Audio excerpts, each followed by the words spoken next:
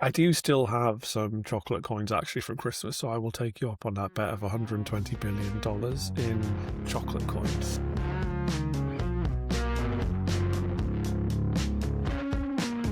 Welcome to Crash, the tech podcast about everything else. Today, that means the AI agents of chaos, the $375 million court case as the tip of the child safety iceberg, and the Lord Voldemort of Facebook.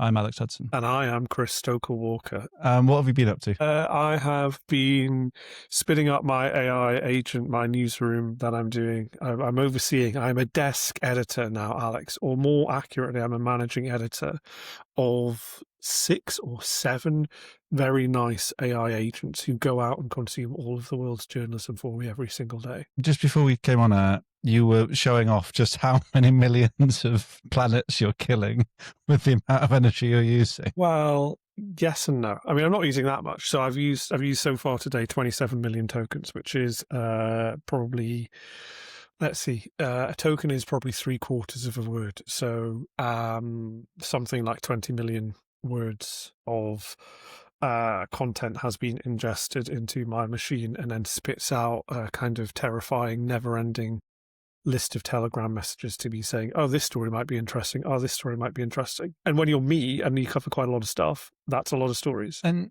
you're one of the only 3 people who's watching the Royal Mail CEO in front of the Business Select Committee yesterday.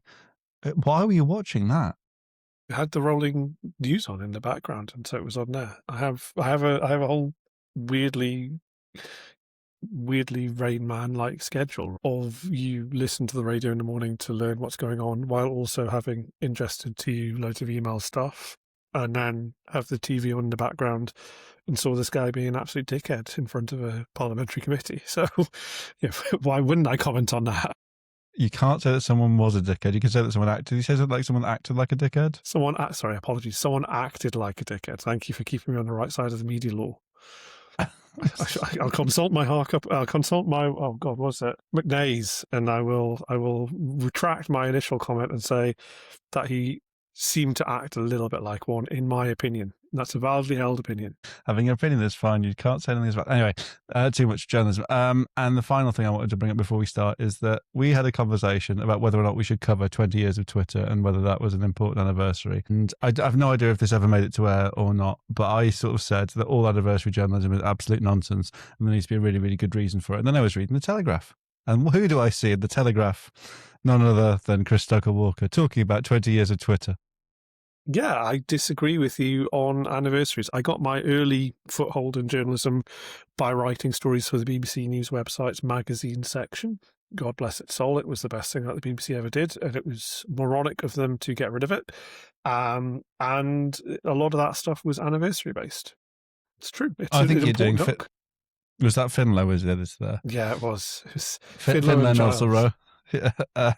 And Giles, yeah, so I think you're doing both of them a disservice about the anniversary stuff. So if they are listening, I haven't spoken to Finlow for many years, but I think you're doing them a huge disservice by saying it was anniversary content. It wasn't just, but they did love a little bit of a hook for an anniversary occasionally. And it was interesting that I always felt like, I love Finlow and I love Giles. I always felt like Finlow was a little bit sceptical and standoffish of me. I think he was just a bit like, don't know what to make of you. Again, despite our previous discussions about what you can say as fact and what you can say as opinion, I think Finlow is just standoffish. So I think I don't think that's a libel. I don't think that's just you. I think that is his professional courtesy as an editor to make sure that you are at a distance, but well loved and cared for.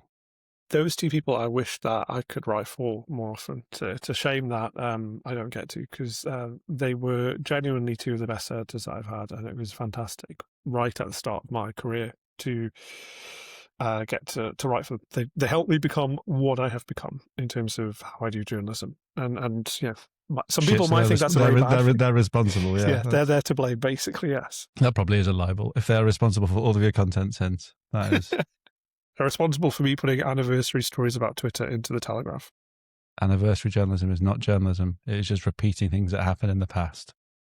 Come for me. Anyway, we should probably, given that was all nonsense, we should probably move on to our first big story because it's about 17 stories in one. So it's a huge time in the race for AI supremacy or general AI or just AI or just the million, trillion, billion-dollar business wars or whatever you want to call it. So Google Research has introduced TurboQuant, a compression algorithm. OpenAI has asked British regulators to make Google offer ChatGPT as an alternative search engine on Android phones and Chrome browsers, while mothballing Sora, its video app. And Anthropic has launched an agent through Claude Code so it can navigate your computer as if it were a human sitting at your desk. It's quite a blatant response to OpenClaw, which we've talked about on Crash many times. But Chris, we've kind of caricatured ourselves into this giant-headed cartoon versions of the conversation on here about what agents can and cannot do. So we're actually going to get into the details of this, but we both know that agents are going to be the future at some point, once the heavy teething problems are worked out. And it feels like a week that has profoundly moved things forward on a number of fronts with AI. But let's start with that Claude release. It feels like your dreams are coming true. For my sins, I don't have a Claude subscription. So if I did, then it would be fantastic. It's still a little bit janky. And one of the things that I think is interesting about Anthropic at the minute is that they are pushing out so many updates, like almost daily. They are putting out some new, massive, fundamentally different feature that changes the game. And obviously, yes, as you say, this kind of Claude Code add-on of being able to kind of control things remotely through your phone. Well, you could do that before, but it was something of a little bit of a barrier to entry for those who didn't really want to get involved in tMUX or downloading some sort of terminal app to their phone and SSHing in for. I've done my research. It's a 21st deploy of 2026 for Claude. Though, Gosh, I mean, if you count a skill for Excel Slides as a deploy, which this list does, then it's 2021. But I take your point. It's still a huge piece of work because they're just rushing things through Claude Code and outputting alpha 001 as the sort of a working version into public. And what is interesting about that is that they feel like that's okay. And I think it's possibly because for now, it's still kind of early adopters. And they're hoping that actually with kind of use of this, you'll start to see the fixes that they need to put in place before it gets into kind of hundreds of millions of hands. But at least for the kind of, several thousand, I think, that are like the very, very early adopters of this, it is sufficient and they realize that it is kind of an alpha thing. The big thing is that they're effectively just nicking all the best bits of every other development that's going on. So, as you say, the OpenClaw aspect, having lots of other things in terms of like, co-work was a kind of addition of just like, well, here's what happens if we look at what people are using Claude Code for in terms of with their computer. And I think that is like the fascinating thing. Likewise, nicking effectively, well, everybody is doing it, right? The idea of a kind of computer use service as well. So Perplexity obviously had this massive release in recent weeks with Perplexity Computer. Claude's kind of come along, or Anthropic's come along and kind of said, yeah, we can do the same thing as well. So yeah, it feels like it's one of those shifting moments at the minute. And I still don't think that a lot of people get it. So by listening to this podcast, you are getting it if you hadn't already got it. So well done, you. Is it still several thousands? The sort of number bases firstly change daily. Secondly, you can never quite sure like who's active, who's passive, who's paid for it, who's not paid for it, who uses it, which organizations have bought into it big. I'm so baffled. I don't understand any of the numbers that I've seen around that. But you're saying several thousand. Well, I think of the core users, I mean, I think it's probably tens of thousands. I don't think it's hundreds of thousands, but like of the core users that you see, it feels like it's a very small bubble. And I think that's one of the things that is important still to recognize is this is still insulated within effectively my current X feed. Thanks to Elon Musk just like endlessly pommeling me because I lingered a little bit longer. 72 million views on Claude's launch announcement, which I didn't know 72 million people still used X, but they're up to Twitter. I'm going to still call it Twitter. It's not going to beat me. 72 million people are still using that platform, which blows my mind. Yeah, well, it happens, right? I mean, this is the reality. I mean, also, let's not get into it, but 72 million views on X on a video doesn't necessarily mean that 72 million viewed it, nor does it mean that any number of people actually viewed it for a kind of significant length of time. But I think that you see a lot of drop off, right? I think it's still not. There is still, to me at least, a kind of big gap between those who recognize what the opportunities are here. And that's because they've generally kind of like tried to use it and they see how useful it can be, versus those who haven't. And they can't conceive of what it could be useful for. So for those that haven't seen this Claude announcement itself, while it will change, it will become all manner of different things. It is this idea that essentially it works as a second person sat in your seat. So you give it control, or you can use your phone and message it. So it works as your assistant. I would like to do an Excel sheet about this particular thing. And instead of it pumping stuff out through Claude or through its own agent, it can actually go into your computer and as long as you've agreed to partners and pushed all of the OK permission buttons, it can then go into the spreadsheet that you want to do. It will fill it out as if it was a person. It's not quite fully functional yet. And it operates as if an IT person at your office had come and sort of taken control of your mouse, and if your machine's not working, and it would work in that way. And that feels like, in a similar way to the way that OpenClaw does, it's a big step into how much permission are you willing to give a machine, and how effective is it at actually doing what you want to do without having to spend as much time as you would otherwise going back and having to check over the numbers because it's still not as accurate as it needs to be. And so there's a video doing the viral rounds of a man in a high-vis vest on the subway. If you haven't seen it, it's quite funny. So it's high-vis vest on the subway, pretending to stop the train at the station, pretending to open and then close the doors, then pretending to push the train back into motion. And it's sort of tagged with, here's a visual representation of what I do in my paid job when I partner with Claude. And it's that he's almost become an accessory, or it's that perception of looking like you're doing something rather than you're actually doing something because the AI is taking over. And that to me still feels wildly optimistic and like a vision of the not even near future, nearly near future, rather than a thing that's anywhere near possible now. I agree with you on that idea of like, it does still get things wrong. I think though that your vision of it is what it was like when I tried agentic mode of ChatGPT like a year ago, when it did just like, it was just clicking like an idiot in the wrong stuff. It's still not perfect by any stretch of the imagination, but the browser automation and the kind of app automation is still much better, to the extent that I think like it gets stuff 90% of the way right. And actually, like, provided that you use it as it can do this autonomously and then I can check up on it.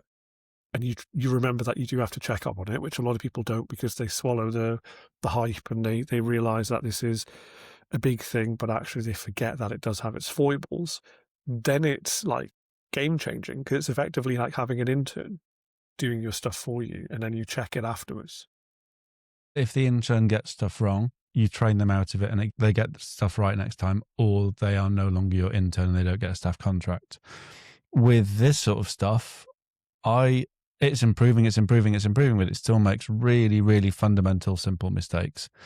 And I appreciate, to your point, we're still in the tens of thousands of people and it's nowhere near ready, and it's almost, you're using GeoCities. Do you want to know why the history of GeoCities was that? It was, you literally would have like little online communities. So it was a geographical city on the web. Speaking here to the author of the history of the internet in bite-sized chunks, therefore I know this sort of stuff. A book that did not sell. Buy Chris's book, but you're talking. Don't, because I don't get revenue from the sales from that one. So don't buy it. Buy How AI Ate World. No, so it's in that sort of weird AOL, GeoCities, MySpace mess around bit of the web where nothing worked, and everyone remembers this nostalgia of the open bit of the democratization of the web. And I have nostalgia for it. It's still a beautiful thing, but nothing worked. And you had to be able to sort of code, or at least cut and paste code really effectively to make even the MySpace background look worse, but in your teenage brain look better. And so we're in that phase of it. So I understand that, but if you are trying to use this as a co-worker and it's still adamant that you need to add this number that has never existed in this spreadsheet that you just want to literally put those numbers in, it's still a fundamental misunderstanding that I think it's not that has been a problem, it's that feels like a fundamentally simple thing to fix. And the more academics you look talking through this problem about how it's actually a fundamental rewiring of the thinking behind the thinking, not just that particular object, that could maintain as a fundamental flaw in it, that hallucinations and just fundamental, I made this up, I thought you'd like it, remains as a core part of it. And I'm sure people are being paid enough money and have enough expertise to wade through that, but it feels like it is a bigger problem than just from the outside it looks. Yeah, and what's interesting is my little AI newsroom that feeds me ideas for stuff found a paper put on the archive preprint server this week, which suggested that actually the flaws, the hallucinations, the issues are things that we cannot iron out because they are fundamental to the way that AI systems are designed. So actually that will always exist, that kind of like that little grit in the oyster. I guess the question is whether or not you treat it as a bad thing and kind of go, well, this means this technology is never going to be ready for prime time. Or if you go, well, okay, actually, the kind of whiz-bang sci-fi Jetsons-like future that we've been sold by the AI companies isn't going to happen. But that doesn't mean that this isn't still an important technology that can actually benefit me in some way if I treat it in the right way. Nice that you drew out Jetsons. To avoid Jetsons is my go-to. Anyway, the next big part of this story is OpenAI, and OpenAI is both exiting the standalone video business with its closure of the video app Sora, and so the biggest casualty of that is the $1 billion deal with Disney. According to The Hollywood Reporter, who reports it will not follow through with its pledge in return for licensing some of its characters for use in Sora. Chris, why is it getting rid of Sora? So the reason why it's getting rid of Sora, I think, is down to cost, and it comes down to a couple of things. When we talk about costs, we're talking about both the financial costs, but also, I think, the reputational costs, which might have an impact in the long run on the financial cost, because that will cost them money in terms of potential damages. So if we kind of look at the broad brush history of Sora, kind of been unveiled now 2 years ago. People forget this, like the actual fundamental model. Yeah, exactly, ago. right? This is so long in the AI world. February 2024, they unveiled the Sora video generation model. They then kind of opened it up to the public later that year. We had in late 2025 the release of the standalone app, which was alongside the second version of Sora, which was a big step up in capabilities. But there was always this kind of uneasiness, I think, around why they were doing this. Forbes did some really interesting back of a napkin calculations at the time, around about autumn 2025, where they estimated that to be able to serve users the videos that they wanted to create would cost OpenAI something like $15 million a day, because inference, the creation of AI outputs for video, is going to be way more expensive and costly in terms of processing power, electricity, and therefore cash than simple text, because it is just more complicated to do.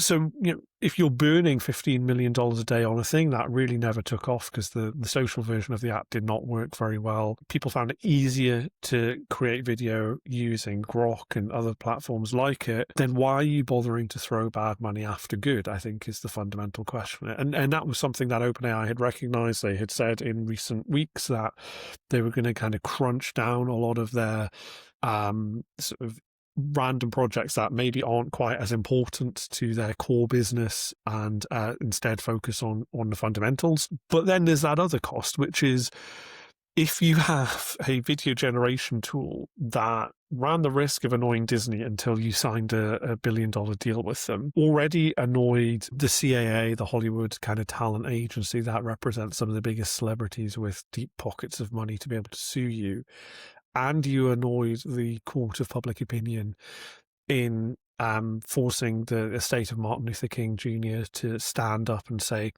we don't think it's acceptable that your tool can be used to create what we believe to be racist depictions of the person who we represent, then I think that it's only a matter of time before they ended up in a courtroom for that. And that, has huge damage for a company that is contesting a really existential fight with a lot of other AI companies, and doesn't need the hassle, because this is kind of the little trinket that a handful of people are using in kind of relation to the broader user base. I don't know if it's a trinket, but I don't think it is. And I think that's this fundamental fork in the road of which avenue does AI choose and which avenue do LLM choose. So I think video in every other form of sort of human created content is where the money is. So whether that be TV, whether that be socials pivot to video, whether that be the sort of licensing deals, everything is more expensive by video because it's harder to create, and therefore it's more lucrative, and more people spend more time with video than on any other sort of content. But it's the most difficult, it's the most heavy processing power, it's the hardest to get right. Everyone, and albeit it's not true anymore, but there was a while when everyone had it 6, 8, 9 fingers and no one could write any text, and that is no longer the case. So if you're still thinking that's the case, like Chris was talking in the earlier section, you just need to use it every week, every month to make sure that you are bang up to date with the current deployed and current models. But it's so difficult to get right, and therefore the fork in the road is either it becomes this high end, you pay a lot of money and all of Hollywood becomes this AI generated glorious wonderful thing, but it becomes this premium product that people pay for, or there is that demand and there is all of the effort and work put in to make sure that the needle is threaded so that it becomes cheaper to produce, everyone can use it, and actually all the deep fakes, all of the high risk, all the legal problems with it are ironed out. And so I think it's more likely that it becomes a premium tool to trust to creators, and there is watermarking on it, at least in its first instance, and you pay a lot of money for it. But I can see a world. It's sad that I can't make a 10-second video just with prompts about something I want that I think will be funny. But it feels like video is not financially viable enough for the moment. And it shows that actually the useful stuff is in spreadsheeting or in number crunching or in the sort of day-to-day work that most people are sort of spending their day with. And this is why I think this decision is quite so significant, because it's not, OpenAI are not just shutting down Sora app here. They're effectively retreating entirely from video. Like they've said, we're not doing this anymore. Is that how you've read it? I've read it. It felt like they were sort of hinting at more integrations with OpenAI, and that they can't ignore video. So I took it the other way of actually they're sort of saying we've got this wrong, we're spending too much money, and this brand hasn't worked. But if ChatGPT falls behind a little bit on images, I was messing around with images yesterday through ChatGPT. It seems to have caught up a little bit to a certain extent. But if it's retreating with both video and it's not quite there with images, then that means it loses a battle it's already at risk, some researchers are saying, of losing anyway. So it has to come back with something. I don't think this is a retreat. I think this is a sort of slight step back before it goes headlong into something else. Yeah, but I think what is interesting is that it's the first example of like a large company hitting the brakes on something in this AI world. Like we have basically lived in the last 3.5 years in an environment where AI companies say, we're going to develop this new thing. I mean, we were talking at the start about the pace of releases that Anthropic is making for its tools, like 21 different announcements in the year so far. That is a ridiculous pace of what's going on. And truthfully, that's kind of what's been happening for the last 3.5 years since the release of ChatGPT version 1. What's interesting is this is a rejoinder to the idea that AI companies are presenting to the world, which is this is inevitable and it's going to be all consuming and it does everything amazingly. They've realized that actually it kind of doesn't, or it's not worth the hassle. And so to me, that's kind of an interesting reality check to come in to the AI world at this point, not least given that, you have kind of 3 big AI labs looking like they're going to be launching an IPO this year as well. I think they were. I don't think they. I think given current geopolitical, I'm sure there's a prediction that I made about there definitely being an IPO. I'm probably going to be wrong about that. I think it will be next year now. This is a sneak peek of a look ahead to a story that I want to do at some point, and I'm happy talking about it because I still think that the pace that I work, I will be able to do it quicker than other people will be able to. If anyone's listening, humble, not even a humble brag, just like I'm better than you. I'm quicker than you. I'm better than you. I'm quicker than a lot of people. But it's also not original because it was in The Economist last week, but it was just kind of a bit of a throwaway line. So the 3 companies that we're talking about, OpenAI, Anthropic, and xAI, if they all IPO, The Economist believes that they would effectively break the IPO market. They quote a venture capitalist who said that if each of the companies was to offer 15% of their shares to the public, which usually companies that are IPOing do, the amount that they would be asking to raise from the public would be roughly equivalent to the total from every IPO in the United States in the last decade. Like that to me is the bubbly bit. Like it fundamentally breaks the market effectively if they all try and IPO this year. That will be a fundamental change, because over the last few years, what you've seen with IPOs is IPOs are shrinking or becoming later stage or becoming more of a marketing tool or moving later into the sort of the more mature growth section, because there is so much private finance going around, and there is so much, if you wanted to raise $1 billion, you would have to go to the market and you would have to IPO, and that would be the way that you would go into the market. And now you could just ask your mate Jeff, literally Jeff, for $1 billion into this fund. And there are so many billionaire private financiers, and there are so many different organizations set up that facilitate this, that you don't only need to IPO, and there can become a private shareholder investment. And so if they are to look at this, the reason that there haven't been those multi-billion-dollar asks within IPOs and within the market recently is for that reason. And so I can't see that, particularly with the volatility of market at the moment. I can't see that changing. So I think it's an interesting view of that Economist piece and your piece, which will probably come out in the next 13 seconds, knowing your writing pace. But I think it's fundamentally flawed, because I don't see that IPO happening for the same reasons as those big IPOs haven't happened. And if you can point me to a successful IPO over the last 5 years, I will be proven wholly wrong. Yeah, but I think that these companies are slightly different to a lot of the other ones, just because they are so central to everything that is going on. And, it's not as if they look like they need to do this at the minute. I mean, OpenAI just announced this week that they got another $10 billion of investment as part of their latest round of funding. A couple of or three companies, I think, snuck in at the last minute and said, yeah, we'll chuck a little bit more money in there. So they're kind of, that round is a record-breaking one of more than $120 billion. Like, this is, not a company that is struggling to find people who are willing to bankroll it at the minute. And yet they still want to go to an IPO, which I think, I don't know, that I don't really know what I think of that, but I think that it's a significant development nonetheless. Do you think this year or next year?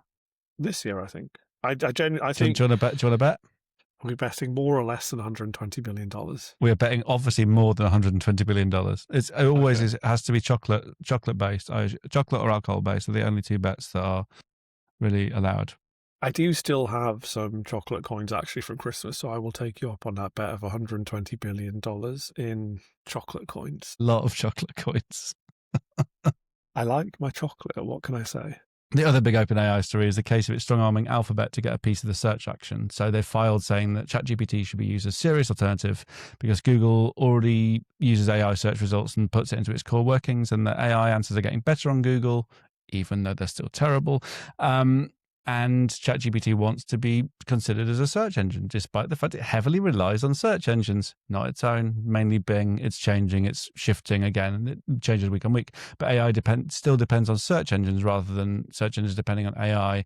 And for the moment, at least, AI knows that, and particularly OpenAI knows that's where the money is. Is that a fair summation, Chris? I think so. I mean, I do think that ChatGPT is increasingly being used in place of search engines, and that is a bit of a problem because it's not, to be honest. And the reality is that it's a bit like a kind of one-armed bandit in a casino, is that every single time that you pull the lever, it will produce something different. And if you're looking for a kind of ground truth, then sometimes it doesn't really do that. Can't say a huge amount about it, but I have a story in the works that will show that to be quite obvious in the weeks to come, of like an issue around LLMs and their reproducibility and their willingness to just regurgitate stuff that isn't true at random. But I think it's a canny play from OpenAI to kind of try and force the hand here. It's a good way of getting one up on their competitors, because I mean they are in competition with Google for this sort of stuff, and by saying, well, we need to be treated similarly, that gives them an immediate toehold in this sort of space. I don't know. What do you think about this? I think it is a cry for help. I think it is a deliberate push for litigation at a point where OpenAI are in a weak position, particularly as Claude and Anthropic has taken the absolute reins from them as being the leading, most talked about, exciting new thing. And I appreciate you're still ChatGPTing something, you're not Clauding something. That's still the way that the language goes. But you can see that Claude has a plan, it's built its enterprise structure out, is deploying so many more multiple times quicker than OpenAI is. So it feels like ChatGPT wants to be a business, and OpenAI wants to be a business more than it wants to be an innovator now. And this feels like, can we have some search traffic, please? When we're always advocating for zero. It just wants to sort of bite its thumb at Google, at Alphabet, and try and break up that monopoly. And that really isn't, for the moment, OpenAI's job. That is Bing's job. That is, well, the federal US establishment to do, and global powers to fight back against that monopoly. That's a whole different issue.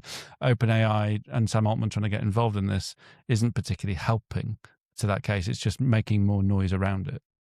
I think it is helping. I think that this is, it's not dirty tricks, but it's what every company does, right? They try and get one up on their competitors. They try and put their competitors in an invidious position where they're unable to respond, or they get bogged down. The final part of this story, which we've already gone on too long from, is Google is launching TurboQuant. So it's another shit branding exercise. Buy better branding agents for your tech bro company. But it's a compression algorithm that means LLM memory can be made 6 times more efficient and make response inference up to 8 times quicker.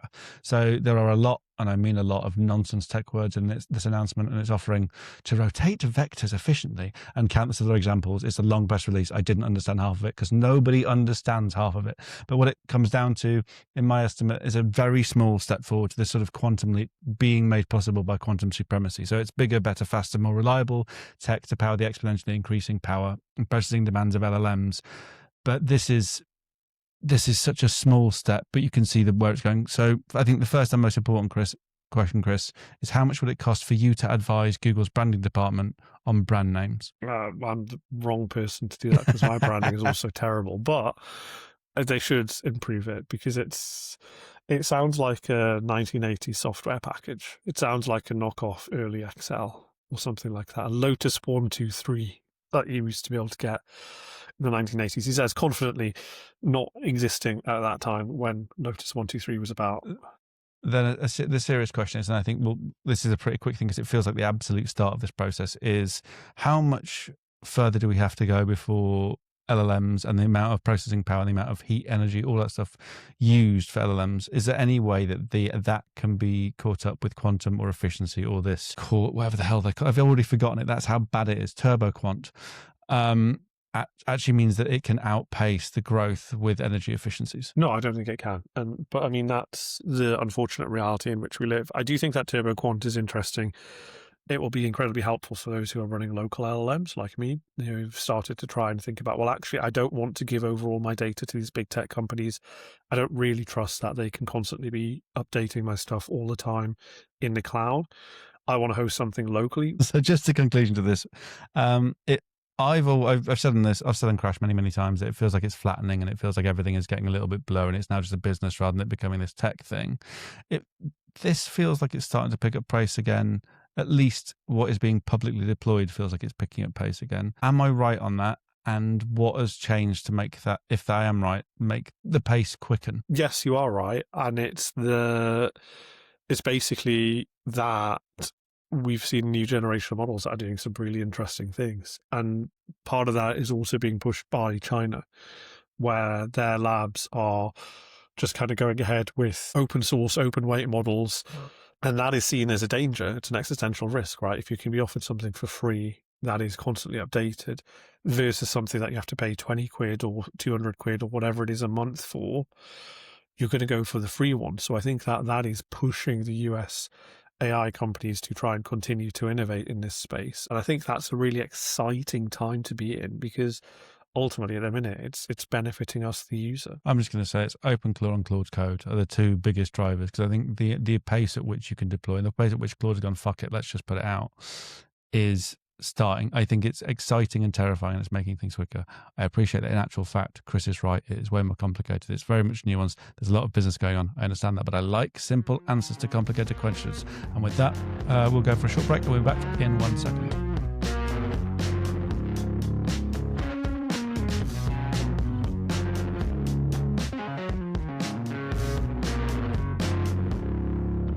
Welcome back to Crashed. Our second section is another spread of stories on similar issues that will take less time than the first section. So Meta has been ordered to pay $375 million, or around £279 million, for misleading users over the safety of its platforms for children by a court in New Mexico. This is the first major case that's concluded around this, with New Mexico Attorney General Raul Torres calling the verdict historic. This comes at the same time as social media bans, curfews and time limits are being trialled in the UK. 300 teens will take part in this test, which formed part of the government's consultation on social media's use by children because governments, because social media, because people. So Technology Secretary Liz Kendall said it was about testing different options in the real world. So let's start with the UK trial and work backwards from there. Chris, what is going on with Liz Kendall's testing different options? I mean, it's good, right? This is surprisingly good, actually. A recognition that you can't just say you're going to do something without any sort of evidence. So the government is effectively conscribing 300 different households that have teenagers in them to take part in an experiment which is going to look at various different methods that could be used, from outright bans on social media to curfews on devices and things like that, to try and figure out what works and what the impact is.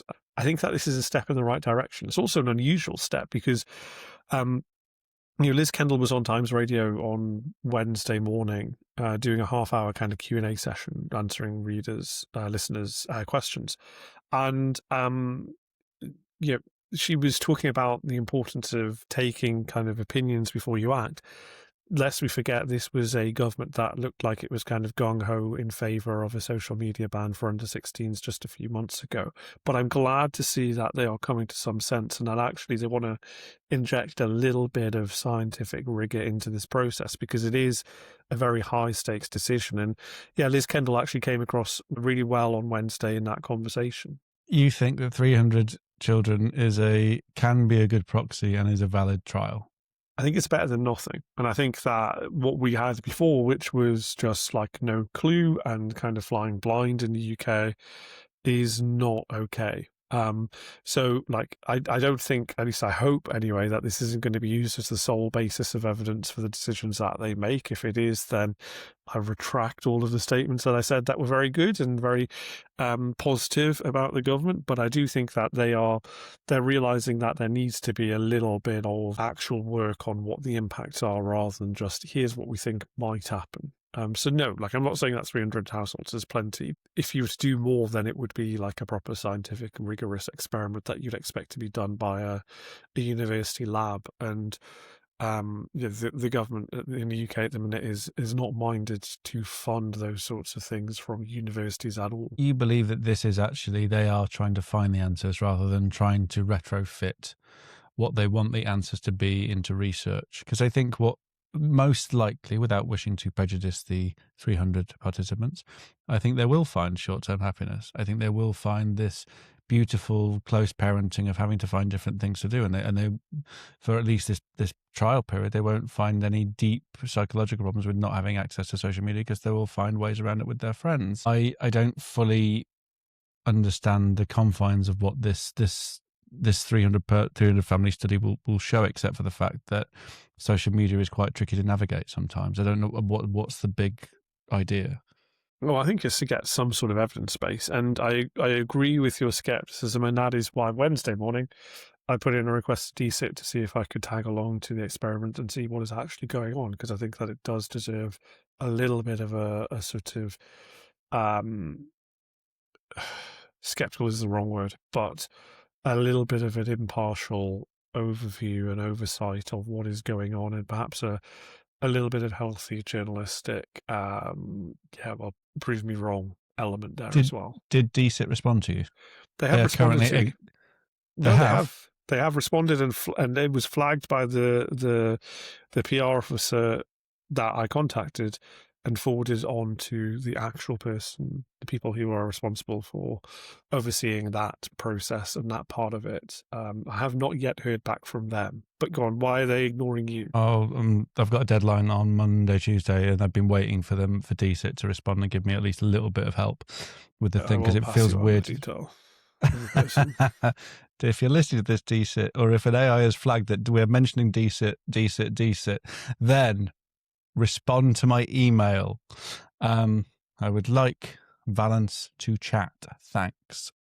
Using podcast for other purposes. The final question on that is then, what is the end game? And so assuming this trial comes back exactly as Kendall expects it to, and they, at least from the private conversations I'm having, it's a bit of a split government, but broadly speaking, it feels like there is broad support for under 16s, particularly because, as we heard from Taylor Lorenz the other week, the big social companies aren't lobbying hard to keep it, and actually it looks like a political win. So you're seeing the sort of charity lobby look into government and having those conversations about actually it's not the whole story, and there needs to be more complicated, nuanced discussions around this. But for the most part, inside Westminster, it seems actually a relatively easy win. It kind of calms the right a little bit. It means that you are protecting the children, and in the way that the act that meant the age verification stuff happened online was such a political disaster, this could actually be a really quick and simple win for them. Except that those people that they are blocking from the internet now are the voters of tomorrow. And I think that that's always a risk of short-termism in politics, right? Is that you overlook the idea that actually, just as there is a certain cohort of people around about my age who will probably never ever vote Lib Dem regardless of what they do because of what Nick Clegg did about student loans, there will be a group of people who would say never ever will I vote for Labour because they took the internet away from me. I think there you are going against a lot of good research about just how short people's memories are and how forgetful people are when it comes to political doctrine. Actually, when it comes to policy, we should do an episode on this about the future of politics based on the digital revolution that's happened, because I'm 17,000 words into a deep academic document about proving certain things and disproving certain things. But essentially, people are really, really short-termist. And they remember the last thing, they remember the most important thing.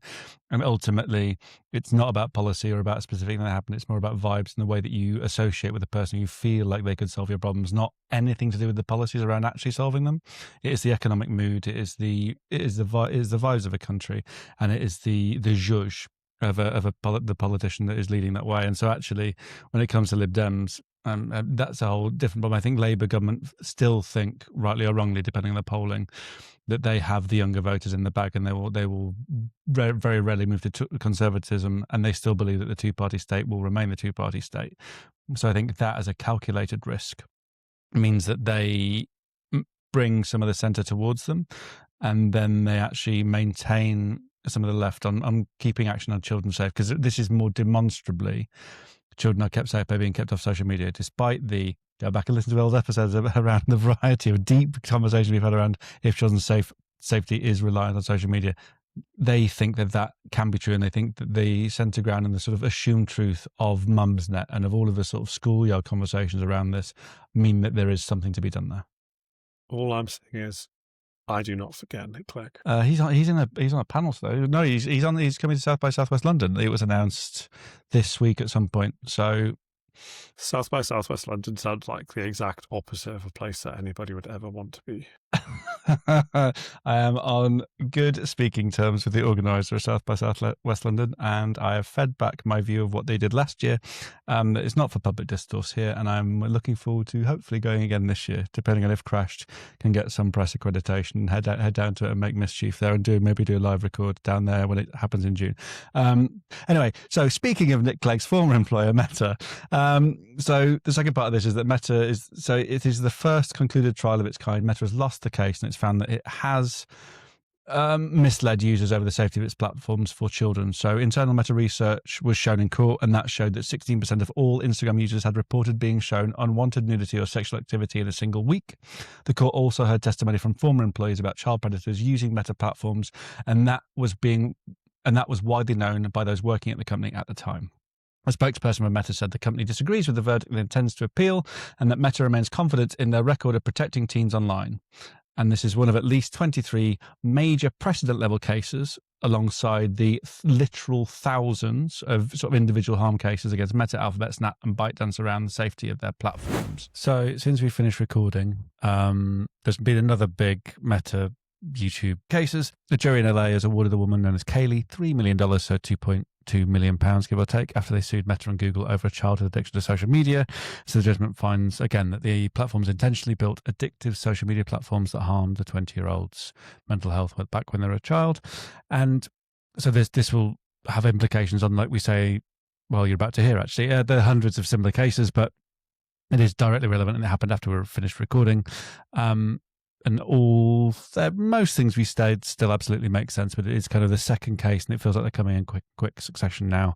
So we will keep talking about it, but just in case it feels like we haven't missed it, we recorded it before it happened, but now this is top of BBC News site, and Chris is busy on BBC News now. I think he's just finished, but he was on a couple of minutes ago talking about it endlessly on BBC News. So if you want to hear what he thinks, go over there. So Chris, this is a huge global thing, but a lot of it is concentrated into the US. So to what extent are social media companies liable, and is $375 million a fair price? Well, yes, they are liable, as now found out by a court. And I think that's really notable that it was a New Mexico court and not necessarily a California court, because if that had been held in California, then yes, you might have expected this to be the conclusion because of just the social sensibilities of the people there. But, New Mexico is a slightly different place. This was a jury of citizens there, and they agreed with that decision. They said that Meta had made false or misleading statements. They said that Meta had engaged in, quote, unconscionable trade practices. They said that they That's a great word. Isn't it? It's one of those ones where it's kind of like a very much of a value judgment. So yeah, it's massive, it's significant, and yes, Meta is appealing, understandably so, because I think that they realise the precedent that it sets. In terms of the dollar amount, it was interesting to see the response of Facebook's Lord Voldemort, Andy Stone, who is effectively the person who oversees their PR campaign. And I think we're probably all right calling him Voldemort for Meta, because I think that he probably likes that definition of himself, to be honest. Libel isn't libel if they like it. Yeah, Andy Stone, I think, likes it. I wrote a story once about Andy Stone. His whole MO as a PR is to be as unpleasant and as pressuring as possible. And he works it really well. Like, he does it incredibly well. I wrote an entire story about him entitled "We Need to Talk About Facebook at the Time PR Andy Stone," because he's just the most attacking of an attack dog. And lo and behold, as soon as this judgment came down, he was on social media replying to all and sundry that were posting about it in their replies, saying that the amount that Meta was being asked to pay was a minute amount of what the prosecution had been looking for.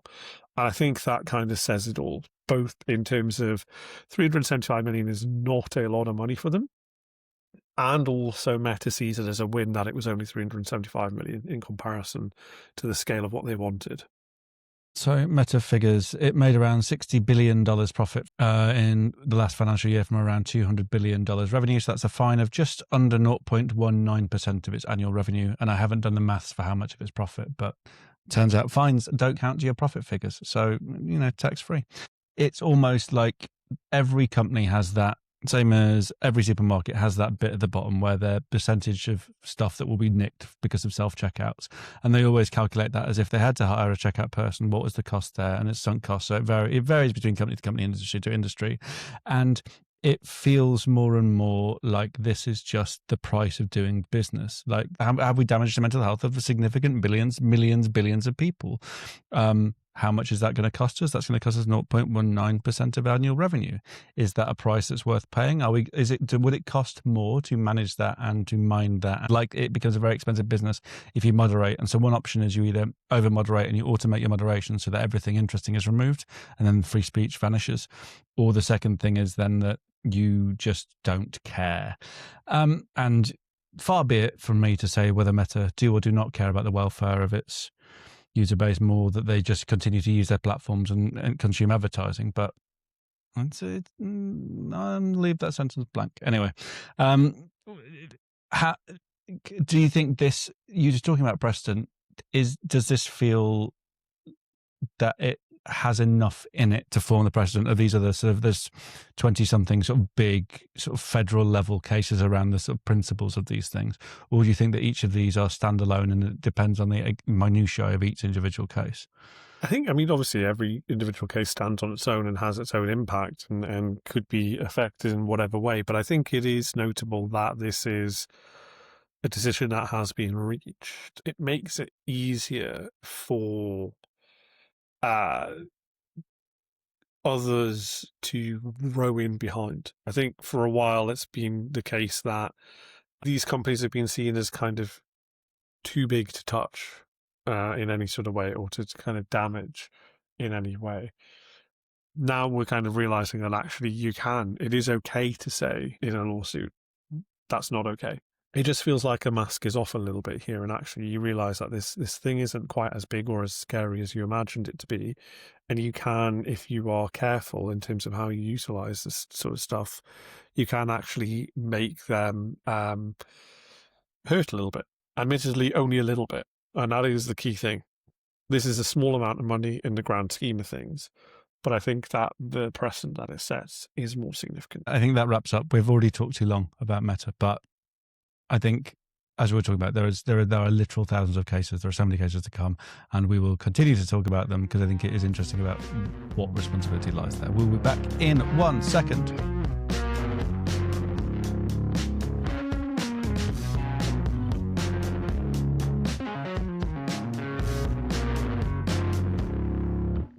Welcome back to Crashed. And because I bought a light from TikTok Shop, it keeps switching on and off. So don't buy from TikTok Shop, everybody. Turns out not everything there is entirely exactly as it should. So if I turn from dark to light, I thought I was a professional podcaster, but turns out I'm just buying cheap stuff from TikTok to try and get away with it. Anyway, so this is the third section, which is questions to which there are no answer, which, Chris, when will we actually hit Google Zero? Never, I think, is the answer. Never? Never. You think that you will hit Google Zero? How has your search habit changed over time? So Google Zero is the moment when, depends on your definition, it's either when you stop searching through Google, or you stop using search, you will move to LLMs, or when there are no clicks through search. So that means that all search traffic to shops, there's the light, that goes to shops or goes to newspapers or wherever, no longer actually goes. So I think we will not hit the point where no one searches for things, and Googling things is still normalized in language and in practice.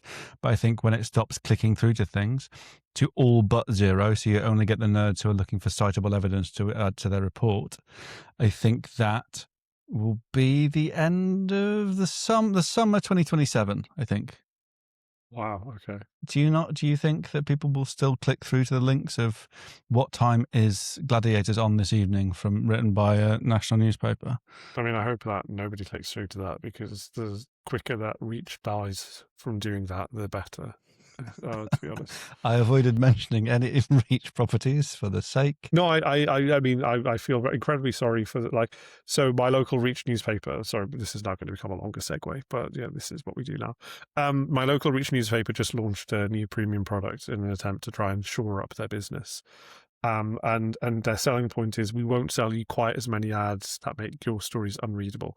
And I know some of the folks who work there, and also having seen some of their comments on social media in response to people going like, oh, well, you want me to give you 40 quid a month so that you only put like 2 Jet2 holiday adverts blocking every third paragraph of text so that I can't read it. They also see that frustration. And I think that it's just a horrible situation to be in as a journalist, to try and have to deal with you putting a lot of effort into your work and then it just being presented in such an awful way because a business thinks that this is the way that you can do things. It's awful. It's horrific. Well, I'm appearing on the Media Club podcast, which will be out on Friday morning. So I'm doing that tomorrow afternoon. So I think local news is part of it. I haven't got the full agenda yet, but I think there's a lot of local news chat going around because everyone's adamant that they can solve it. And there was a parliamentary hearing about the death of local news, and BBC's getting involved, and that was a lot of discussion. So I think, if not in Media Club, I think it will come back and we will discuss it on Crash, because I think what tech has done to local news and the fact that no one can fix it, even though it's a fixable issue, it is so simple to fix. Why are you not doing it better? Is a massive, huge discussion, but we will get to that. Anyway, is making his pitch there to be CEO of Reach. As long as you don't put the local democracy service stuff behind a paywall, which is what Reach are doing right now, which feels really frickin' cheeky, by the way, that the It's public not about- already pays for this stuff and then they are expected to pay again because you cannot figure out your business model. That is so cheeky. Visibility, value, repeatability appointment is not. It's not science. Well, it is a science. It's just to use logic. But I've already climbed up that hill. I've already died on that hill. My corpse is already just lingering and rotting on that hill. And it's an unwinnable argument within that context. Mm. My question for you, Alex, is which of the two dangerous libel stories do I go for in politics and tech at the minute? Is no, I won't ask the one about whether or not you believe that actually Walker McSweeney's phone was stolen. Instead, I will ask the question of, would you accept anonymous Bitcoin donations without knowing exactly where they came from? How much is the donation? You have to ask Reform. Probably several £100,000, I think. No, if I was running a political party, no, because there is clear law about how much transparency there has to be around those discussions. And I appreciate that in the US, Trump Coin and all of the other affiliates, there is a massive international thing that will probably end up in some sort of Supreme Court, whether or not that be 5 years, 10 years, 50 years. I think that we've already talked about Project 2029. We've already talked about Farage's playbook. We've already talked about the work that's being done, and I'm writing a long piece around that I will happily discuss on here afterwards. But that we already know that playbook, and so. But if you want to donate to Crash, you can. Crash.substack.com.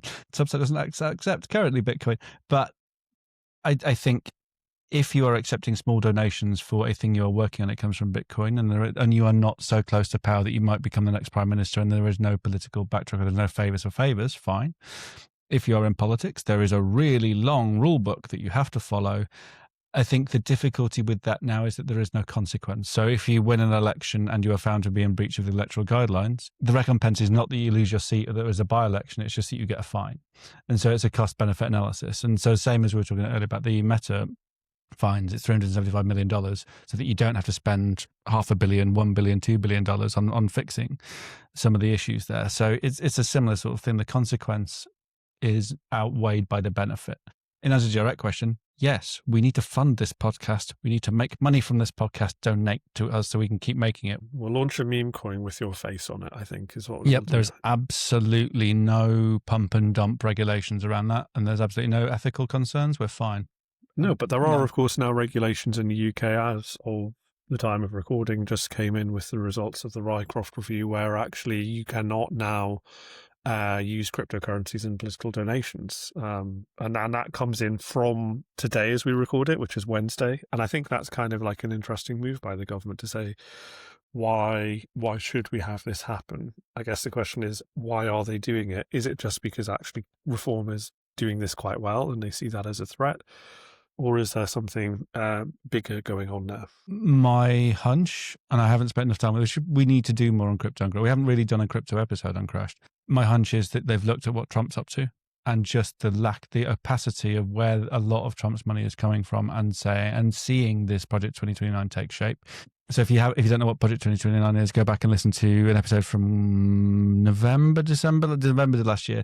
But I'm writing a big piece about it. And so they're trying to get ahead of it. And actually, in a way, the legislation around that is, if it was either Labour or Conservatives doing it, I think it would be a more complicated piece of legislation to get through. But actually, given that Reform are leading with this, I think it is a simpler, at least politically and legally, to get through. So I think that's where it's at.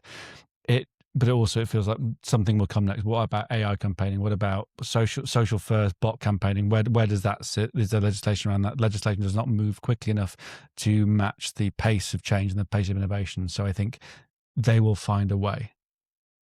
Well, they always find a way, don't they? This is the way of the world.